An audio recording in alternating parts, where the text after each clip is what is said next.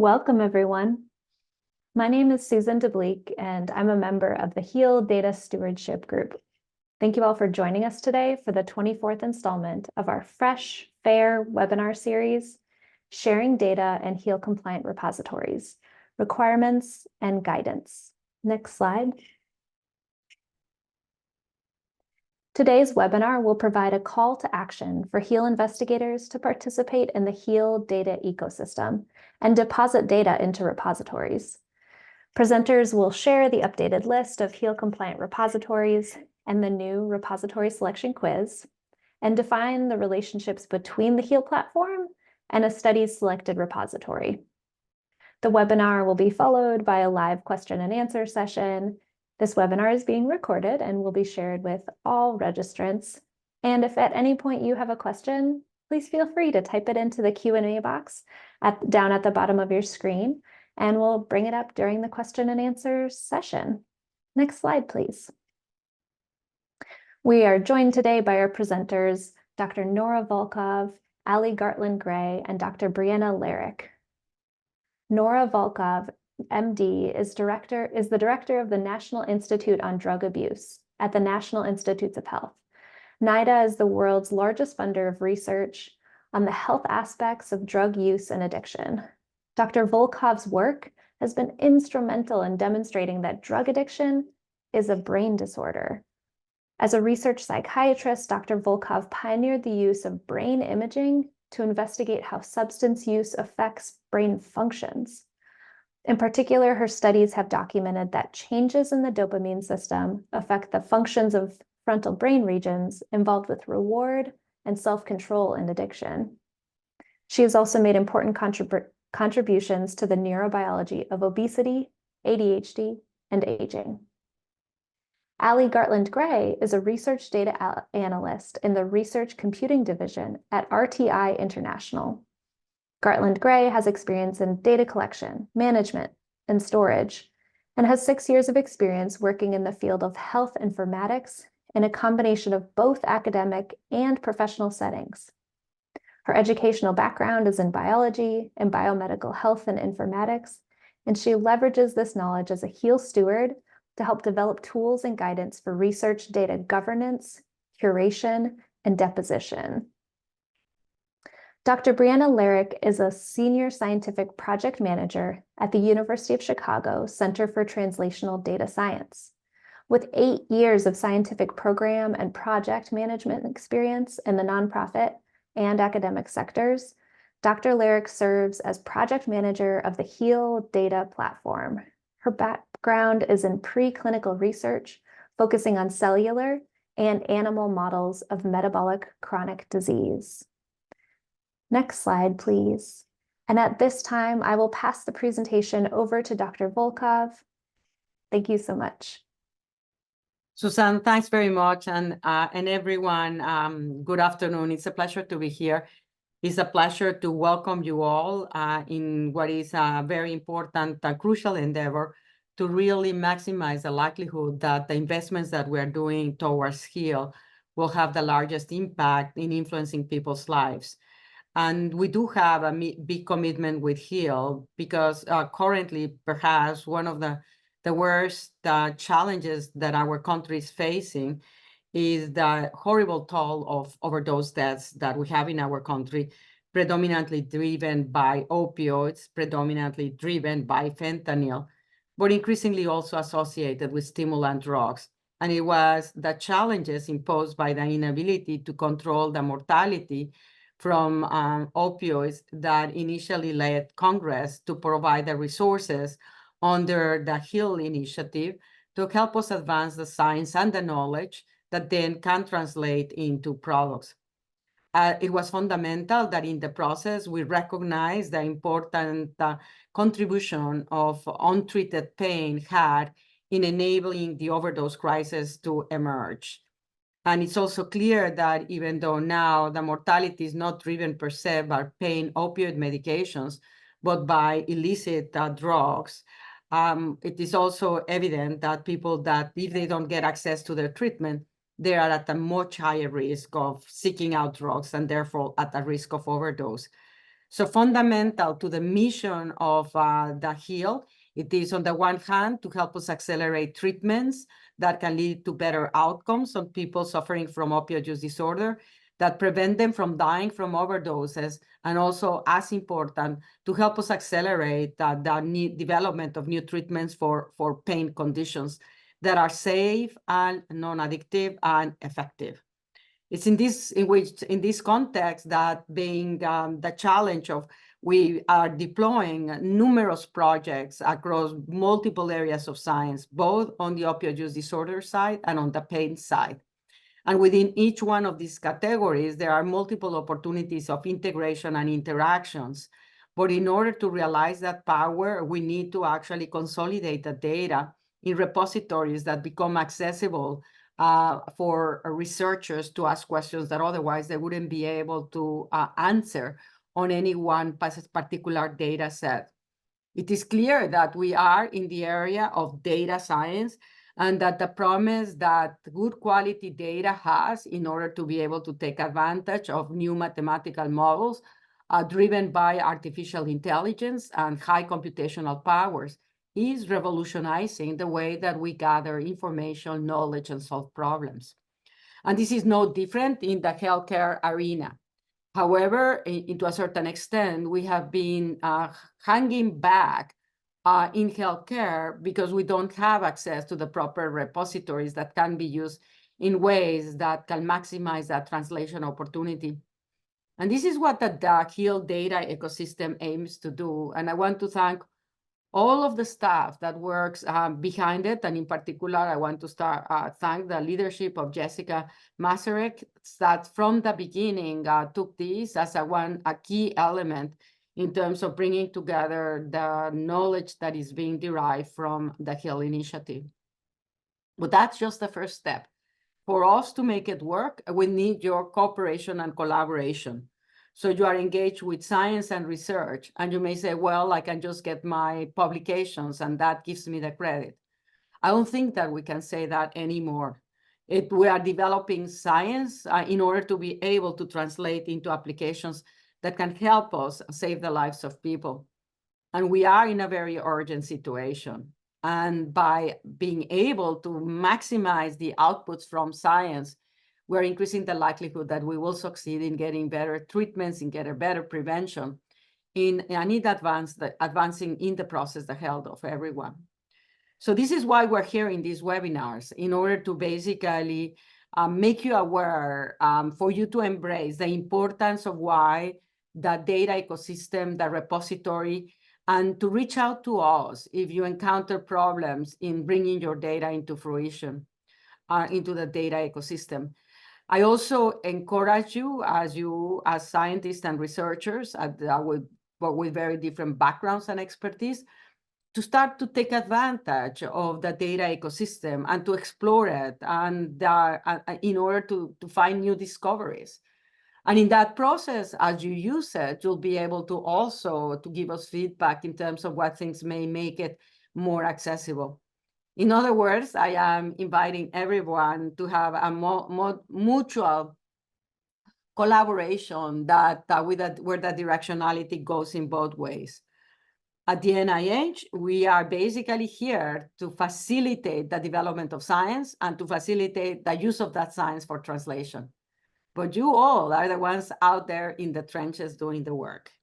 And again, we need to, part of our task is to make you aware why this task of bringing the data into the data ecosystem and into the repositories is so important. And with that, again, I want to thank you all for your attention. And I'm going to then now turn the microphone to Dr. Allie Gartland. Allie? Great, thank you so much. So I'm Allie, and I'll be talking about some ways that investigators can find an appropriate repository to share their HEAL-funded data. Next slide, please. Okay, so first, I just want to do a quick overview of the HEAL data ecosystem for anybody who might be new here on this FreshFair webinar today. The HEAL data ecosystem is a distributed system. So that means that the data are distributed across HEAL compliant repositories rather than housed all together in one single repository. And the study team submit metadata and data to those repositories, and they also submit some metadata to the HEAL platform. And then essentially the platform makes those metadata and data more findable and accessible. And HEAL semantic search also helps with that as well.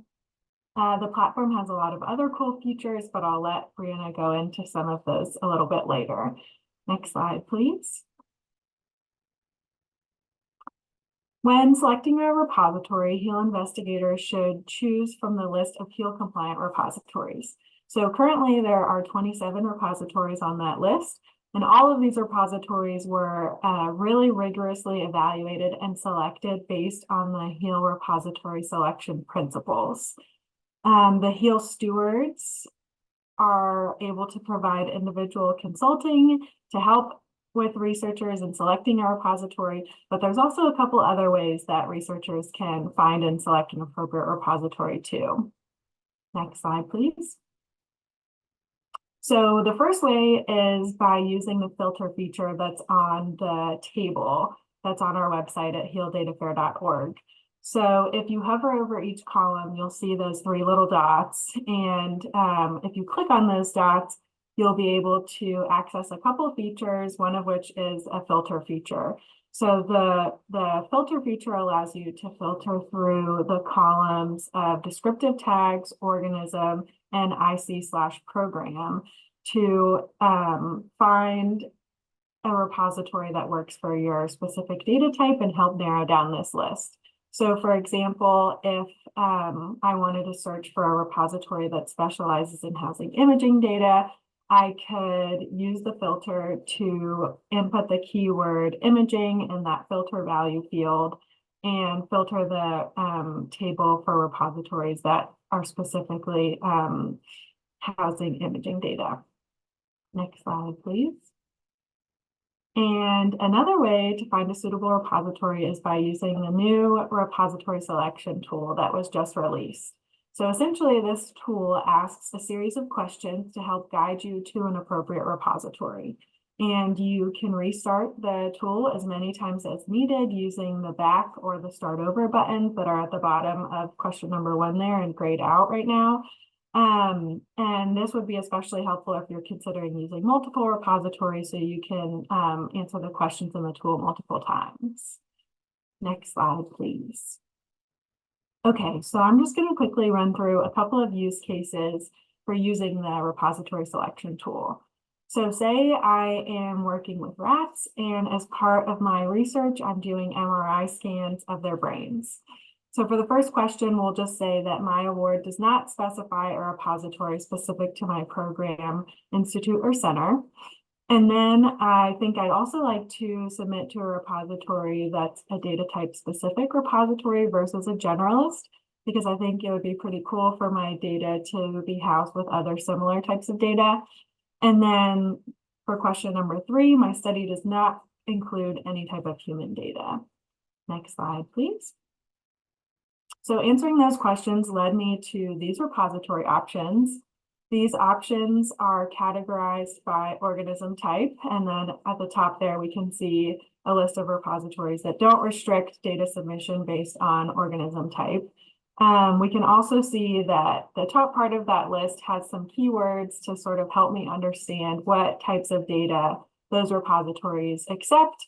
And in skimming the list, I can see that there's a rat-specific repository, but it looks like the neuroimaging repository, OpenNeuro, might be the best fit for my MRI data.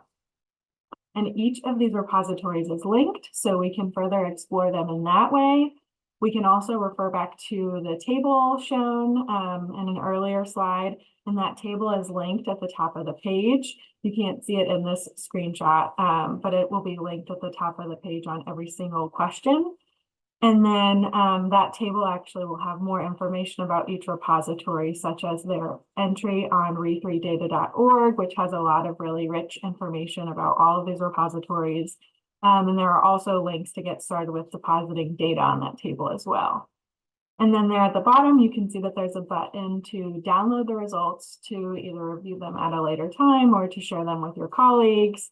And then finally, the pink box at the very bottom of the page reminds us to report our repository selection to either the HEAL Stewards or the HEAL platform teams. And that way your repository choice can be linked with your study entry on the platform. And as a reminder, this information can be updated at any time, so you don't have to worry about, reporting your repository selection to us and then getting locked in with a repository choice. You can feel free to update it at any time if anything changes in the life of your award. And as always, for any questions or if anybody needs additional help narrowing down these options, you can always reach out to the stewards and we can do a one-on-one consult and help get things going for you. Next slide, please. So let's go through one more use case. In this case, we'll say that I'm generating some type of omics data from breast cancer patients. So we'll once again say that this award does not specify a repository that I'm required to use, and that I still am interested in using a data type specific repository. Next slide, please. This time, my study does include human data, but it does not include any social and behavioral data. So the next question, question number 5, is asking about omics data, and we'll say yes to that question. Next slide, please. Okay, so now I can see 2 options for my omics data from human subjects. And again, I can click on the links to explore those repositories further. I can click back to the table to get a little bit more information on each of those repositories there. And then I can download my results so that I can share them with colleagues or just save them for later. So these were just 2 quick use cases, but there are several more questions after this that are a part of the tool. And just as a note, we do have plans to further streamline this tool in the future, but for now, hopefully these questions will help narrow things down for you all a little bit. And as a reminder, you can always reach out to the stewards for one-on-one assistance. And when it is time for you to submit data to a repository, just make sure to let them know that you are a HEAL funded study. And with that, I'll hand things off to Brienna. All right, thank you, Allie. Hello, everyone. My name is Brienna Larrick, and I'm a scientific project manager on the HEAL Data Platform team. So now that we've heard from Dr. Volkow and Allie about the HEAL ecosystem, about the importance of maximizing the impact of your work through data sharing, and about choosing HEAL compliant repository for your data, I'm going to take a few minutes to talk about exactly what it is that you need to do to make your data accessible via the HEAL Data Platform, and how you can use the platform to discover, access, and analyze data sets of interest. So if we go to the next slide, there are 3 things you need to do to make your data accessible through the platform, and we've made this as simple as possible for you. The first is, as Allie has already discussed, you need to choose your HEAL compliant repository. You can use the repository selection tool that she just demoed, or by scheduling a consult with the HEAL Data Stewards if you'd like to discuss a few options. The second thing you'll need to do is let us know which repository you chose. As soon as you've made that decision, you can let us know by selecting the repository during study registration when you're registering your study on the HEAL Data Platform, or if you've already registered, you can email us at heal-support@datacommons.io. And then finally, the third and final thing you need to do is send us the link to your data once they've been made available at the repository.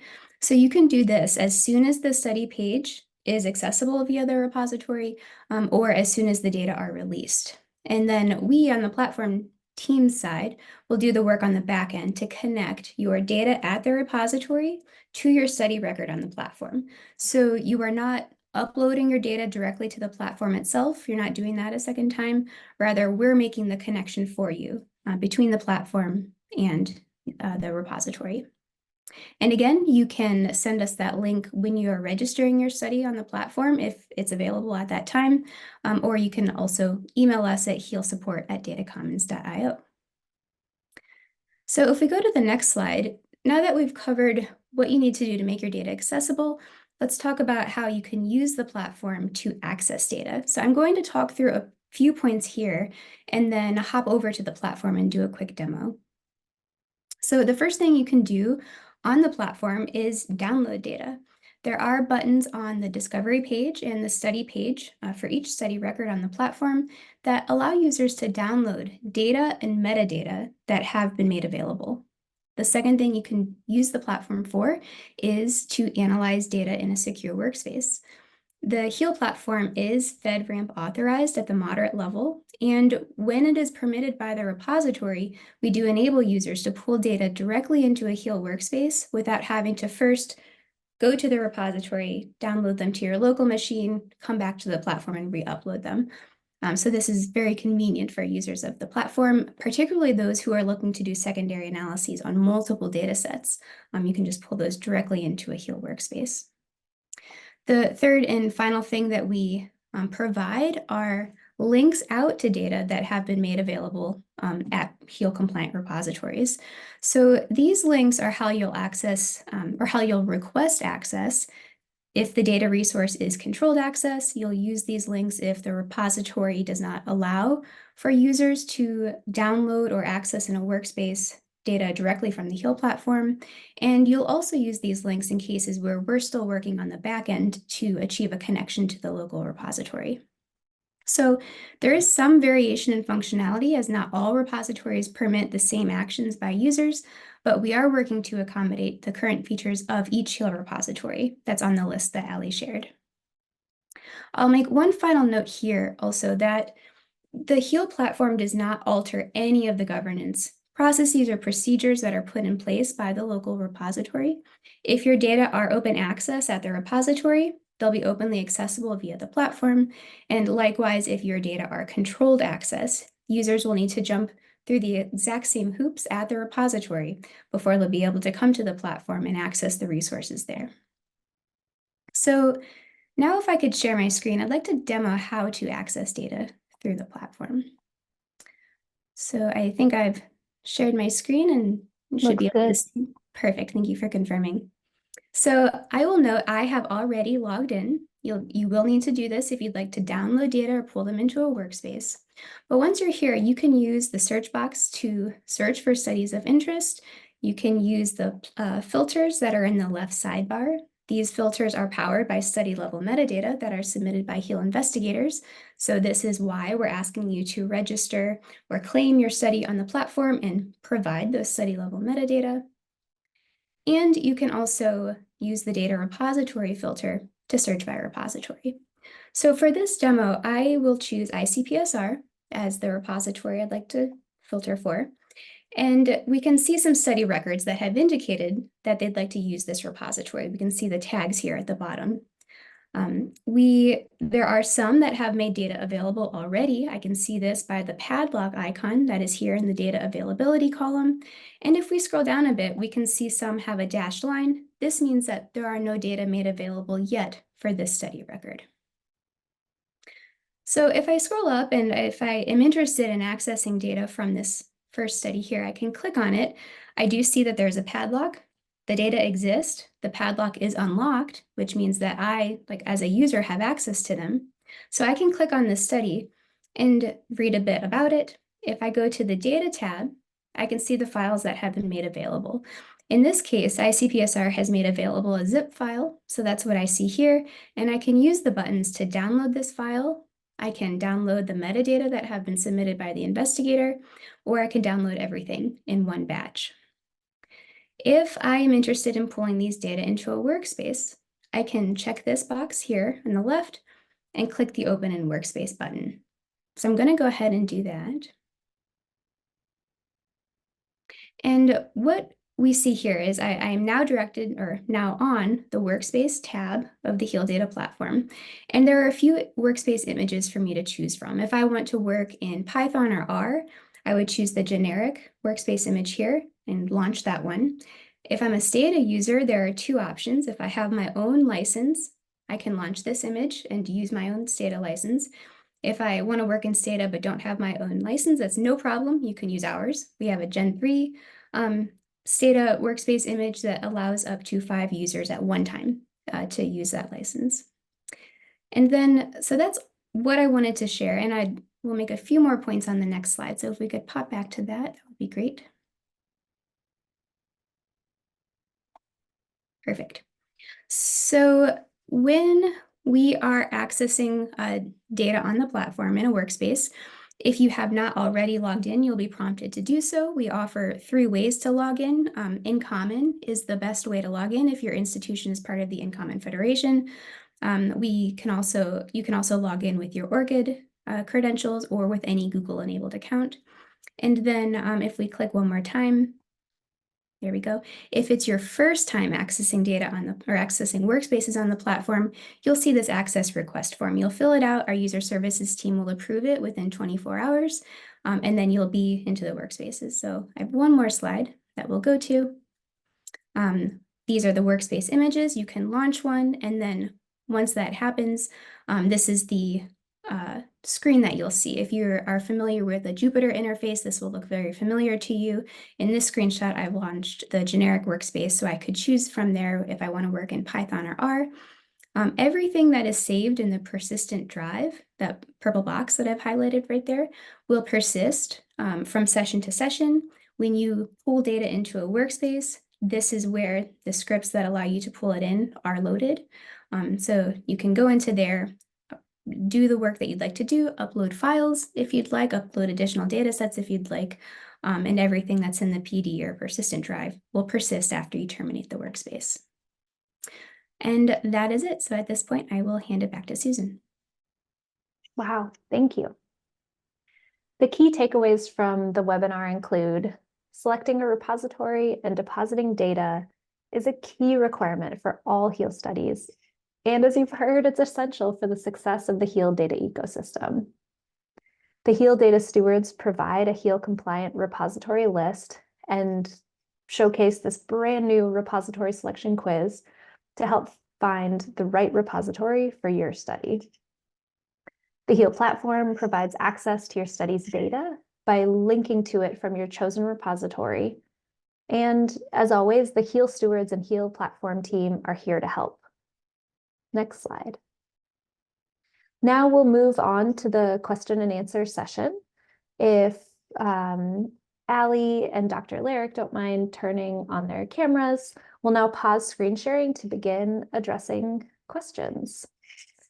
So it looks like the first question is, are the HEAL compliant repositories only for HEAL funded awards, or other programs can also upload and deposit their data into those repositories as well?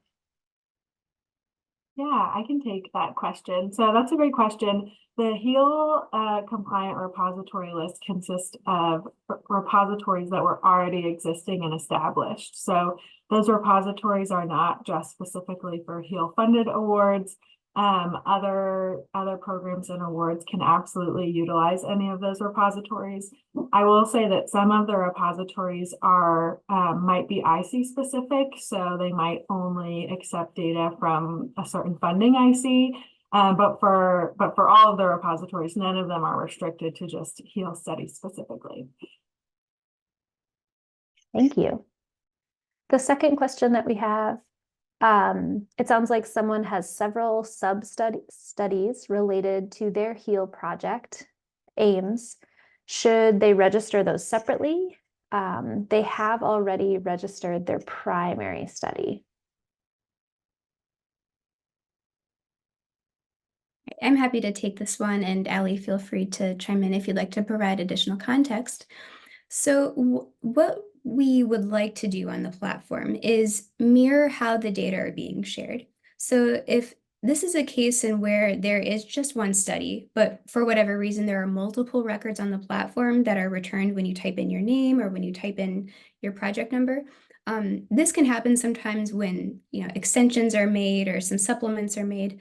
So if all of the data are being shared collectively in one single batch, in this case, what we often do is archive the additional records that are not needed. However, if this is a case where you have your study, but there are some aims that are separate and you will be sharing data from that work separately, then yes, we would ask that you register each of those. And then when we link the data, we would link it to the specific project record that they belong to. Great. And for any of these, if we haven't answered your question, if you have more questions about it, feel free to put it down in the Q&A or reach out and we're happy to help.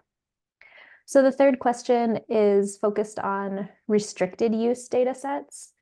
How does user authentication work? I can take this one as well. So this does vary from repository to from repo to repo. We offer 3 ways to authenticate, and so if the repository, in some cases, you will need to. There's a place on the HEAL Data platform called the Profile tab, and repositories that require you to authenticate specifically to their system will appear there. So the user would go there first, authenticate to that, which would authorize them to access any resources that are restricted. And then when you go back to the discovery page that I was showing on my screen, the padlock, that we would have that information and you would be able to access those resources. In other cases, if they are using like an identity provider such as Google or something like that, if you authenticate that way on our platform, we are able to talk to their backend and see that, okay, we have you as a user, they have you as that same user, and we can communicate which resources you should and should not have access to. So the mechanism varies from repository to repository, but we are not interfering with or granting our own permissions for anybody. We are completely and only honoring whatever authorization has been given at the repository. That's great to hear. Yeah. So the fourth question is the analysis in a secure workspace available for data that can't be stored in a HEAL compliant repository? And then they have an example. Can we define a one-off or custom interface to perform analysis on special purpose data? Or are the analysis workflows limited to processing over data from HEAL compliant repositories? Okay, I can speak to that. Oh, there it is. I found the question in the chat. Thank you. So at the moment, our workspaces are meant to, the user is responsible for if they would like to upload data into a workspace that is, if they're accessing data in a repository that requires the data to be accessed in very specific locations, such as in the repository's own platform, like if data are not allowed to leave the repository's platform, or if you are, as part of getting access to the resource, making a commitment that you will handle and transport the data in very specific ways, it is up to the user to know whether uploading to a different cloud-based platform is permissible per the DUA that they've signed.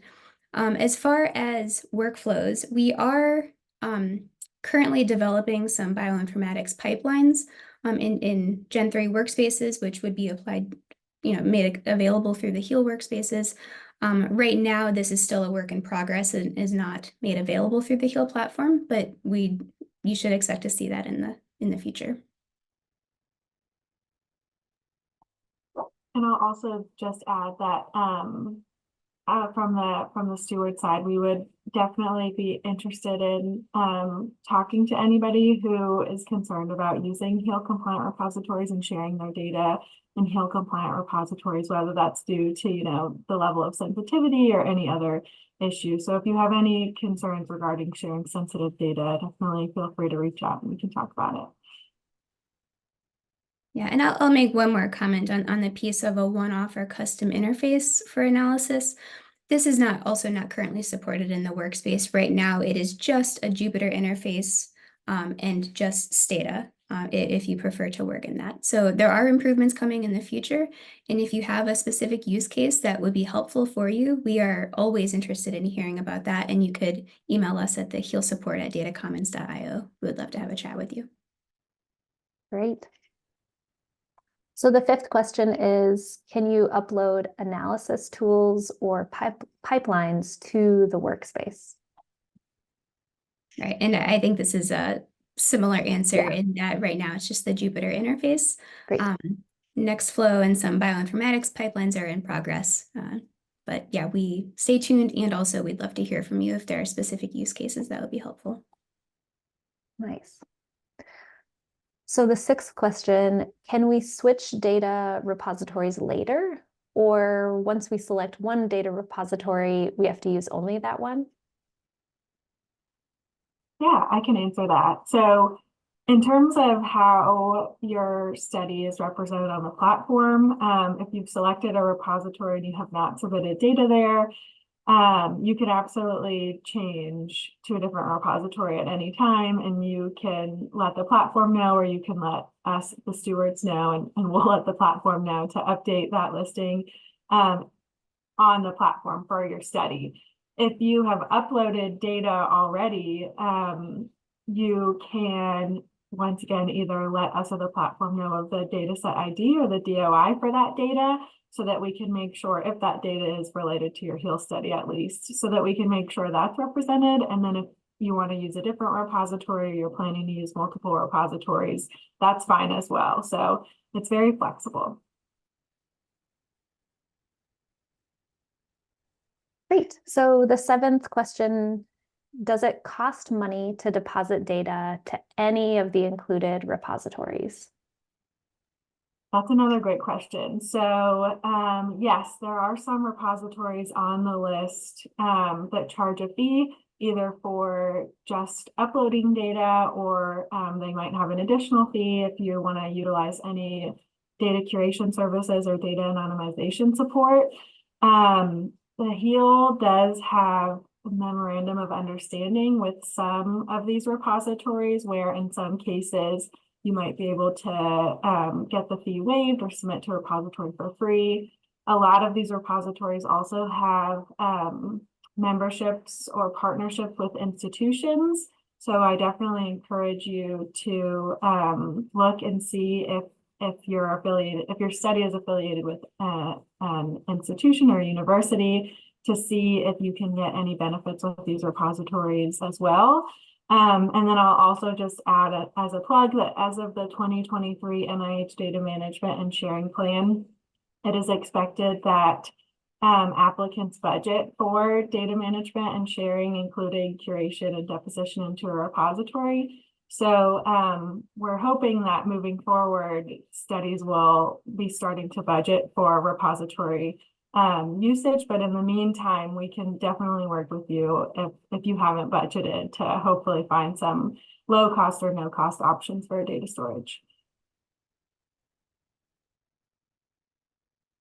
The eighth question, what's the benefit of working in the HEAL workspace compared to downloading the data? Right, thanks, I can take this one. So one of the benefits is that these are very secure workspaces. As I mentioned, the platform is authorized, FedRAMP authorized at the moderate level. And so there is a sense of security there. The biggest benefit is if you are looking to analyze multiple data sets, perhaps from multiple repositories, you can pull these in directly and analyze them all together. And I think those are the biggest ones. I mean, also you could, if you are working across multiple machines, I mean, the benefit to doing cloud-based, work to include computing and analysis work is that once you're logged into the platform, as you've authenticated as a user, you could then access that work from any machine securely, versus being limited to the one that you've downloaded your data to. Perfect. So question number 9, could you explain what is meant by controlled access data? Is that the same thing as restricted access data sets? Yes. Yeah, I was using them to refer to yes, essentially. And this is kind of a gradient, sometimes, or a spectrum. Sometimes repositories just require you to authenticate to their platform. Sometimes they require you to authenticate and sign something committing that you'll handle the data in a certain way. Sometimes there's actually like an actively managed process or review of an application. So there are different standards that vary in terms of complexity and how much human interaction is involved. But all of that is, honored and not interfered with in any way when people are accessing data through the platform. And the 10th question, can you please cite the law or code that specifies how the gatekeepers authorize access to data? I think this I don't know that there's a law or code, but I think this is a repository specific, and sometimes even within a repository could vary from study to study if the repository accommodates both open access and restricted or managed access data. Allie, is that, I might be misinterpreting the question, but that would be my answer as I understand it. Yeah, I agree with Brianna. I'm not totally sure of what the question is asking, but essentially if you feel that your data are sensitive and need to live behind some type of access restriction versus being open access to where anybody can find and access your data, then there are several repositories that offer a variation of access controls like Brianna was mentioning. And usually the majority of the repositories on the HEAL compliant list, at least, that offer access controls, they have a team of reviewers that review those data access requests and either approve or deny them, and then proceed with whatever, you know, documentation is required by that certain repository. And most of these repositories also will work with you as the researcher to set up, you know, whatever level of access controls you deem are necessary. Lots of great questions today. So question 11, do you provide templated language for helping PIs or researchers with including into their data management and sharing plans? Yes, I assume we're talking about budgeting for data management and sharing within the data management and sharing plan. And we're actually, the stewards right now are working on linking that information in the repository selection page of our website. And hopefully that'll be live soon. And if we have the contact information for the person that asked this question in the meantime, we can definitely send you that information via email. I don't have it up right now, but there is language on the NIH data management and sharing policy page that helps talk about what you can budget for, what's included and as an allowable cost, and what kind of language you can put in your budget. And then we have a repository specific question. Do you know off the top of your head if NIH repository has a fee? Yes, I can take that question too. Yeah, so NADAP, which is a part of ICPSR, they do have a fee that includes data deposition and data curation. There are some studies, like most NIDA funded studies, where that fee can be waived. But otherwise, yes, there is a fee that includes utilizing their expert curation team.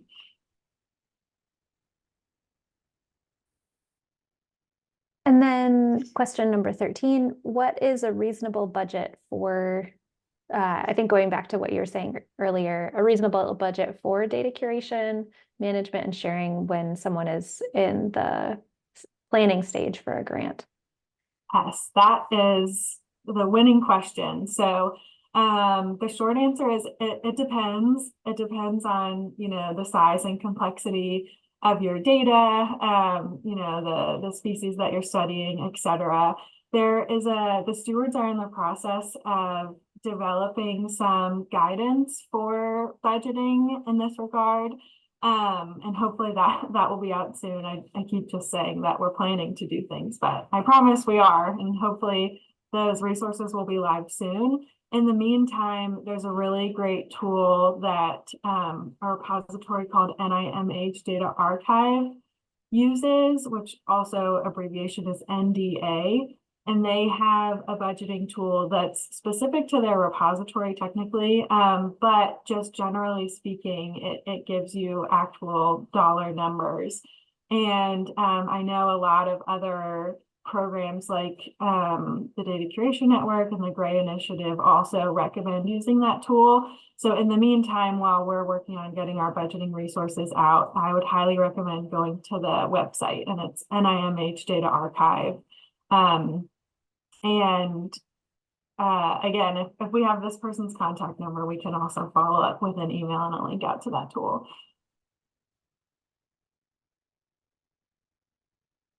And then, Allie, do you want to read this piece in the chat? Further information about the NIH DAP?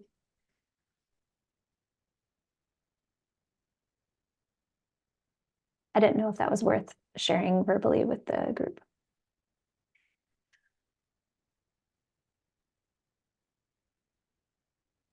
Yes, yeah. Sorry if I did not clarify that. But for the person who asked about NADAP, there's a representative from NADAP here on the call, and they just wanted to clarify that on a case-by-case basis, they can cover curation costs from non-NIDA funded studies as well. They just need to get that approved from their project officer. So anyone who's interested in using NADAP and has not budgeted for curation should definitely reach out to them. Thank you for that. Yeah, thanks to our awesome audience and great speakers. So the next question, what if somebody doesn't know? How can they tell if they've already selected a repository on the platform? I can take this one. And actually, I will show how you can tell. So if we are here at the platform, and if you, I'm going to just pick for one that has definitely shown it. Okay, so say this is your study record here. You can tell by the colorful tag at the bottom. If you are depositing, say, at Dryad, and you find this is my study, you should see this colorful tag that says Dryad here. And so if you find your study record and see no tag, or you see a tag that is not the repository that you've actually chosen, if you've changed your mind or made a different decision, that's the easiest way you can tell. Just look for the colorful tags at the bottom of your study record. So another good question, somebody asked, what's the timeline or deadline for data sharing? Yeah, I can take that one. That's a great question. So per the NIH data management and sharing policy, it's expected that at the time of publication, all data underlying a publication should be shared in a repository.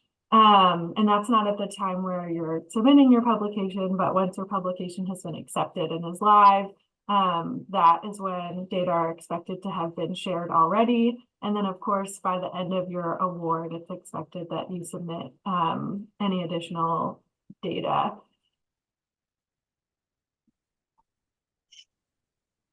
So the next one is probably for Dr. Larrick. So when someone went to find their study on the HEAL data platform and register it, they noticed that there were 2 entries for the same study. They only want to register one. What do they do with the other one? Great, thank you. Yeah, so if this is a situation where you have one study, you are sharing all of the data that are generated by that study collectively, it's true that you would only need one record on the platform to represent that then. So in that case, look carefully at the 2 records. The project numbers for those 2 records will probably be slightly different. Maybe one will be the supplement and end in an S1 or something like that. Choose the one that you'd like to register, go ahead and register it, and then you can just email us at healsupport@datacommons.io, and we will archive the other one. And I will just note with archiving, what the archival does is it makes it so that record is not discoverable on the user interface of the HEAL data platform, but we're not actually deleting anything. So if next year or at any time you come back and say, actually something changed and I do want to share data from this supplement separately from the rest of the data that I'm generating, also just shoot us an email. We can flip the switch and make the record that we archived come back. So that's what you would do there. Yay. So how can someone be confident that the data that they're sharing is protected appropriately? I could take that one. Yeah, so there are a couple different ways. The question's a little nuanced, but definitely by ensuring that the data are appropriately de-identified before sharing data with a repository. And then for added protection, using one of the several HEAL compliant repositories that offer access controls, sort of what we talked about a little bit earlier in the Q&A. But a lot of these repositories are happy to work with you as the researcher to set up, whatever level of access controls are needed. Usually it's a data use agreement, but some of these repositories also offer additional protections. And then even when a user is approved to access the data, sharing that via secure data enclaves, et cetera. So definitely by using a repository that helps you make sure that data are secure. And then you showed one way to find a repository with the repository selection quiz. Another way that somebody's thinking about this is how could they see what repositories similar studies are using on the platform? Yeah, I can take that one. So you can use the free text search on the platform or the filters that are in the left sidebar on the platform to search for studies that have characteristics that are similar to the one you're conducting. Once you find some studies that are similar to yours, you could look for those colorful tags at the bottom of the study record and see which repositories those records have, or those studies have chosen.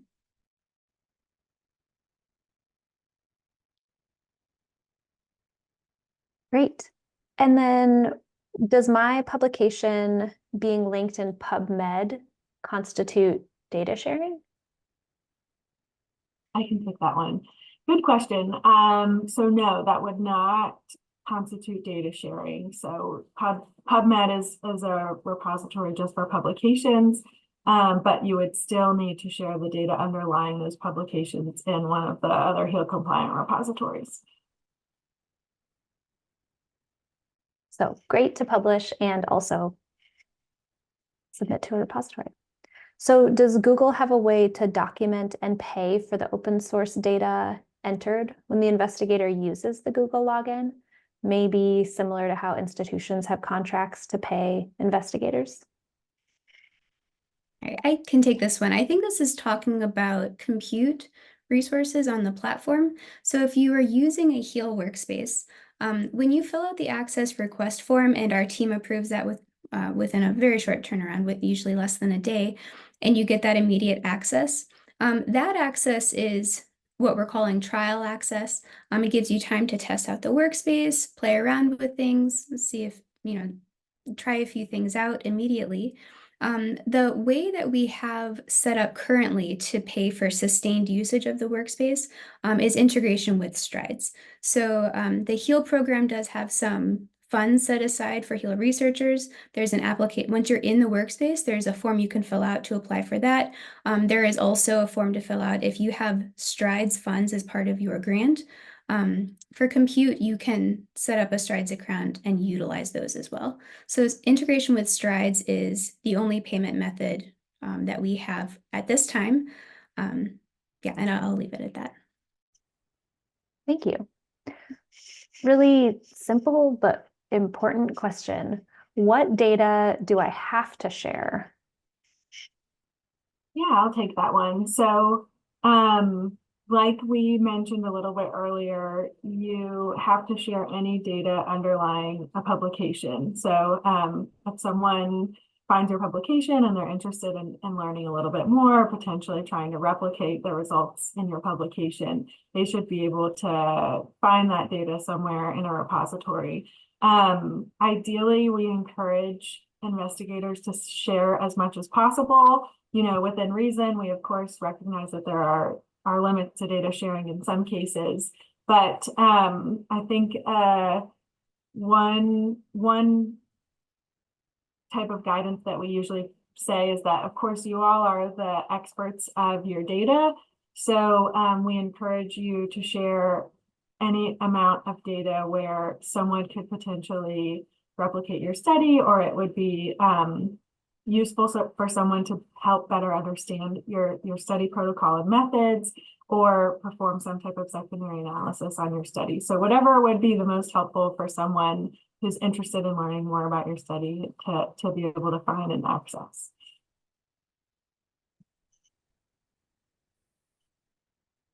Great. What do I do if I need to update my repository selection on the platform? I can take this one.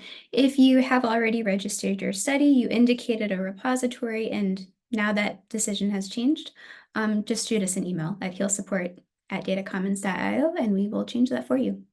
Or if you are in communication with the stewards, if you let them know, they'll pass that on to us as well.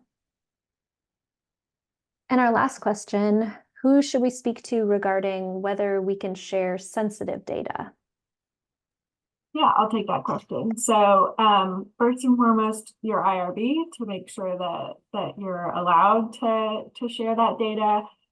You're also going to want to make sure that you have the appropriate consent and permissions to share data from your participants. And if you have any other questions, you can definitely reach out to us. In a lot of cases, you can also reach out to your repository, especially if that repository has a curation team. And we also, the stewards developed a sensitive data decision tool that's on our website, and that can sort of help guide you depending on what type of sensitive data you have. It can guide you on data sharing recommendations as well. Wow, thank you. We're going to jump back to the slides. So thank you again to our speakers, Dr. Nora Volkow, Allie Gartland-Gray, and Dr. Brienna Larrick.